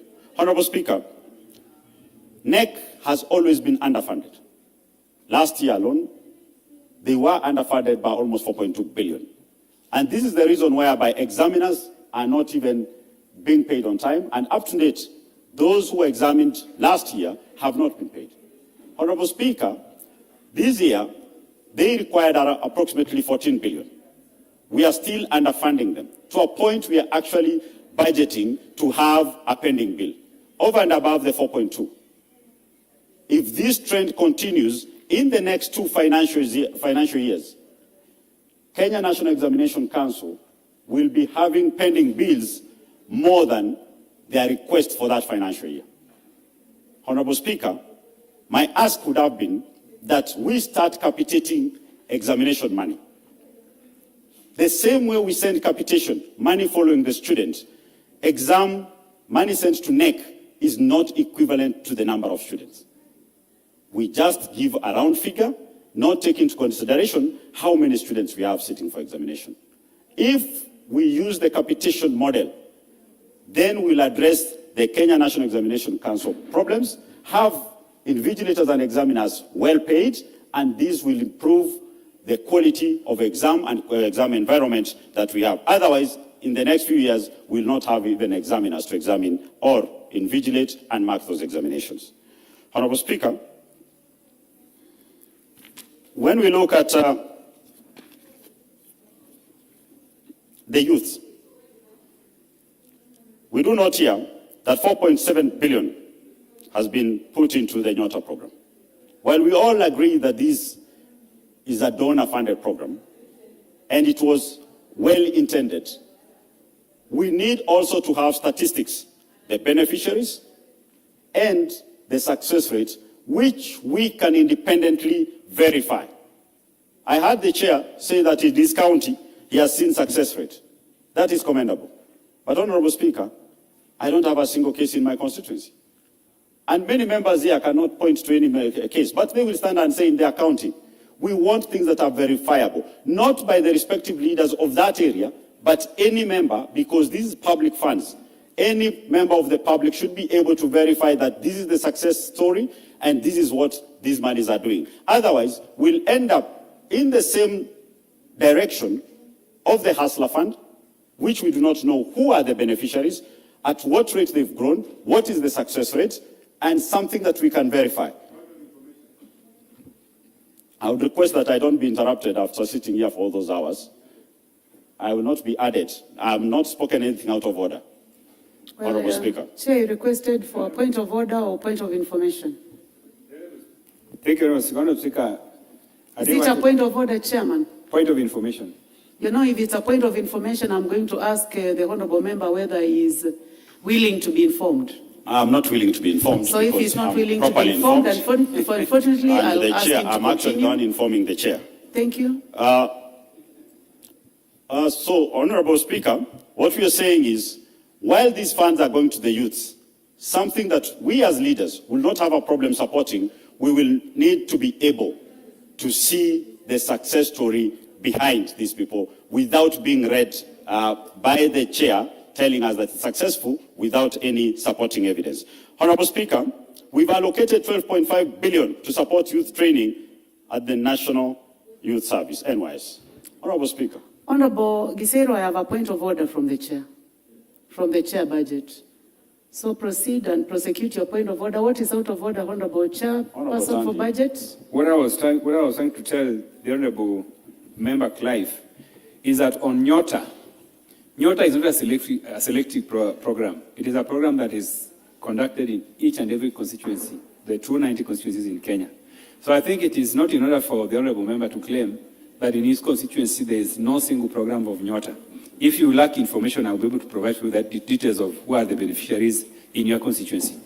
Thank you. Honorable Speaker, that's a valid point of order. That's the interruption I requested, not to have. From a point of, speaking from a point of fact. Because so that is not what I order. said.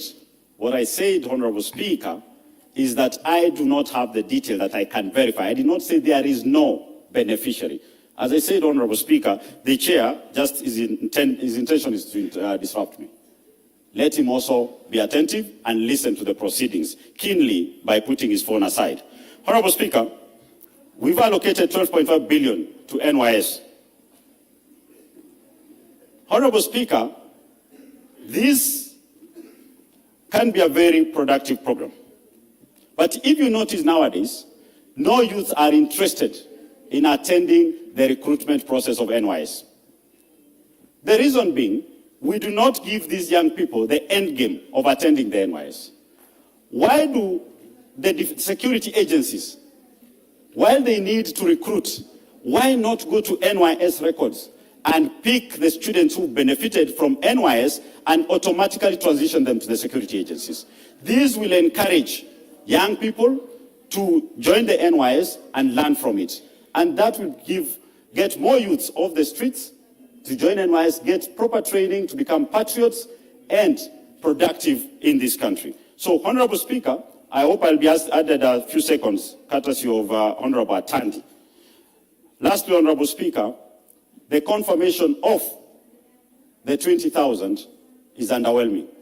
Going by the court cases, I felt that we should have confirmed the entire 44,000, just in case the ruling goes against the TSC, which will render the remaining 24. Give him a minute because of the interruptions. Thank you. We'll make the 24,000 students, intern teachers who will be remaining outside to be automatically jobless. The assertion that the government has employed 100,000 teachers, there is nothing further from the truth. What the government has employed is 56,044 interns and plans to employ an additional 20,000 by confirming 20,000 interns. Therefore, in total, the government will have employed 76,000 students and not the 100,000 students. Internship is not employment. Internship is, by description, I see my chair really itching to correct me. internship is like a training. It is But not I can see a point of Thank you, order. Honorable Speaker. I have There's a finished. point There is of no order need to by have a the point chair. of order.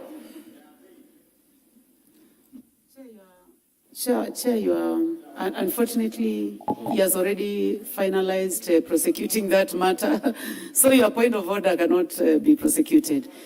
Honorable members, I see so many people would like to speak, but the person at the top is the Honorable Rindikiri Mugambi, member for Buri.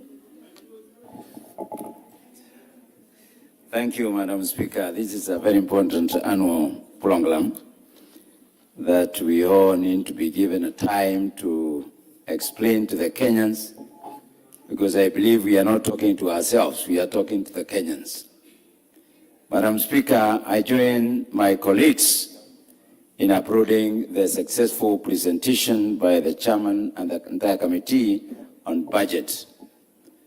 Madam Speaker, my keen interest is on the State Department of Housing and Urban Planning and Public Works. Madam Speaker, I heard a member state that housing is not a priority for the Kenyan budget, but I am here to remind anybody with that kind of thought that housing is an aspect that is anchored in our Constitution. And I want to applaud the bold step the ruling party and the ruling government has taken to implement the housing programs. Madam Speaker, on the budget 1094, you will notice that there are key things that we are targeting to achieve in the following financial year. Madam Speaker, let's not lose sight that housing is not only providing shelter, but it's also a source of employment. Madam Speaker, we have direct and indirect employment as a result of the housing programs that we are developing. Madam Speaker, it's a skills transfer opportunity. Madam Speaker, we have about 4,500 interns right now who are in various sites where we are doing housing programs, ESP market, institutional housing, Nairobi Labor's programs, and also the civil servants housing units. These are gaining experience, and we believe that at the end of it all, the employment of our youth will improve, and equipping them with the right technology. Madam Speaker, we are requesting for support, and the committee... I see 2 points of order here, one by the Honorable Harrison Kombe and the Honorable Ndindi Nyoro. I'm assuming that you guys are intending to speak? Okay. You may continue, Chair. Thank you, Madam Speaker.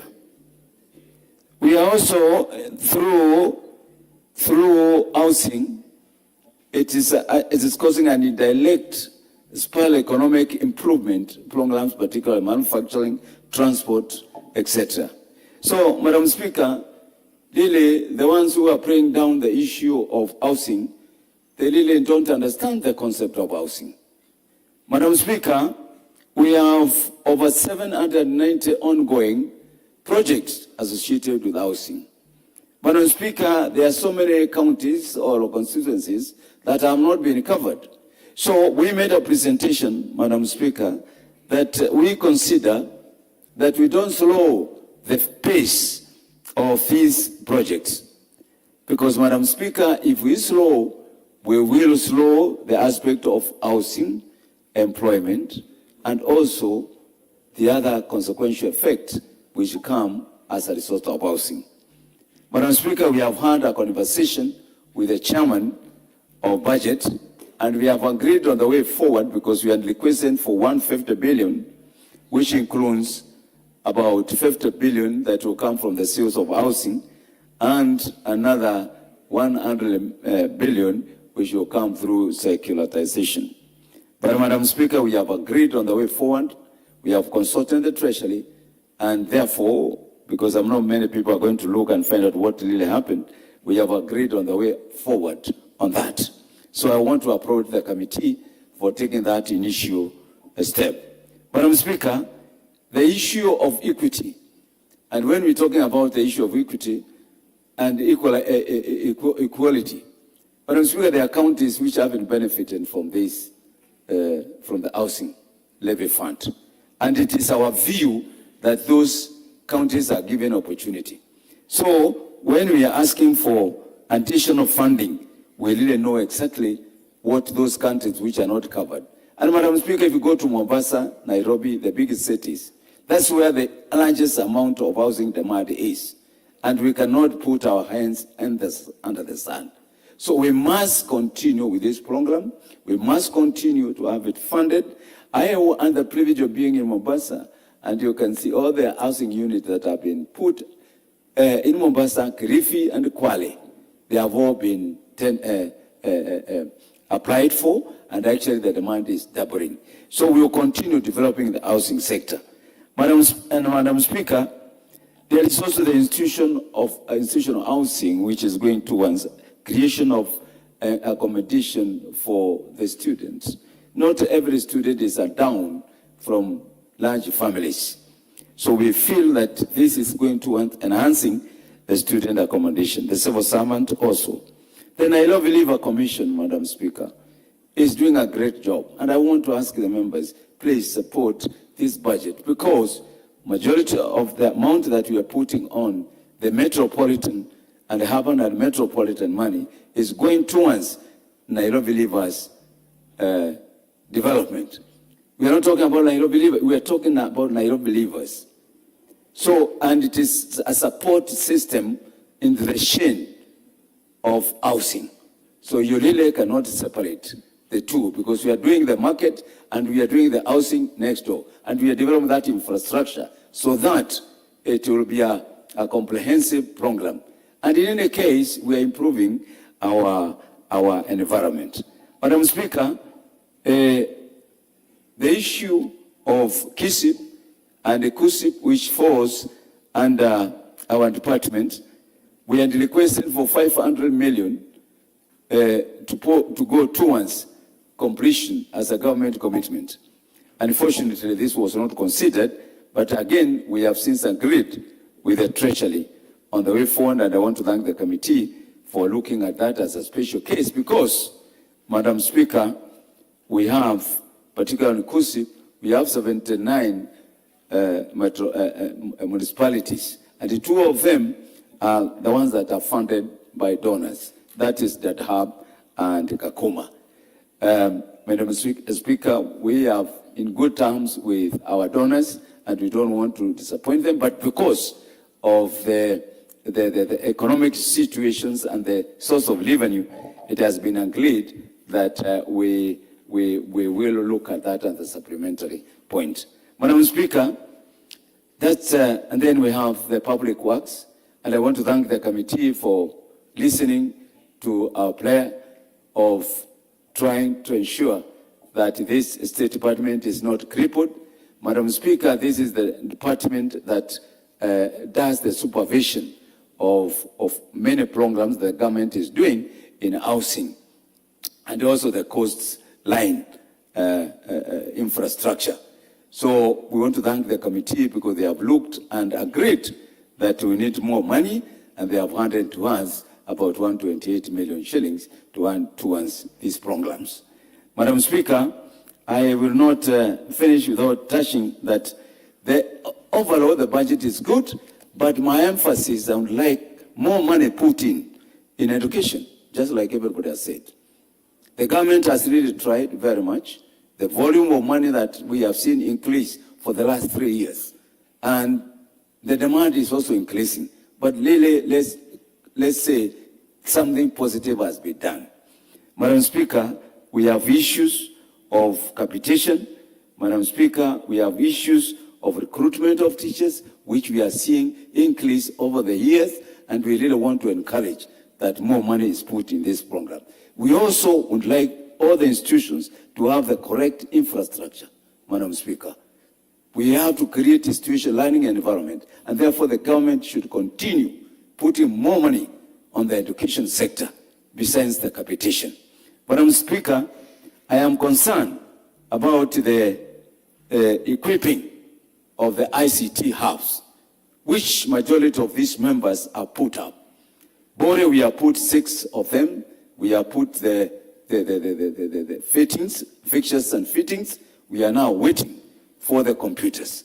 I hope and believe even some of these reductions I've seen, they have taken into account the supply or equipping of the computers now that majority of these members are waiting for. Madam Speaker, this is very key because of employment of our youth. And secondly, we want to create self-employment opportunities. Madam Speaker, the other issue, and I want to congratulate this Parliament and this committee for taking a lot of keen interest on the health sector. And Madam Speaker, I learned a statement that Kenyan Parliament has passed a very important bill. That bill should be accompanied with serious financing. Because everywhere they cry right now is health, health, health, health. So I am happy to note that the government is really very keen on this aspect also. Madam Speaker, before I finish, let me point out this. There are some areas that are not equally represented. And I must point out, particularly in the areas of water and electricity. Going forward, I think that's the most important thing, is the budget committee should try as much as possible to have resources, the thin resources, distributed as much as possible across the counties, and particularly the areas that have been marginalized for a long time. So, Chairman, budget, I think we'll be watching very keenly because we don't want to go backward and finding some areas are getting more and others are getting less. With those few remarks, Madam Speaker, I support and ask that going forward, let's be our brother's keeper. I thank you, Madam Speaker. Thank you. Honorable members seated in the public gallery this afternoon, we have students from Muvuti Boys School from Machakos constituency, Machakos County. And we also have seated in the speakers gallery this afternoon, students from Mount Kinangop Girls School from Kinangop constituency, Nyandarua County. You are welcome to the National Assembly to continue observing proceedings of the House. The Honorable David Ndakwa, member for Malava.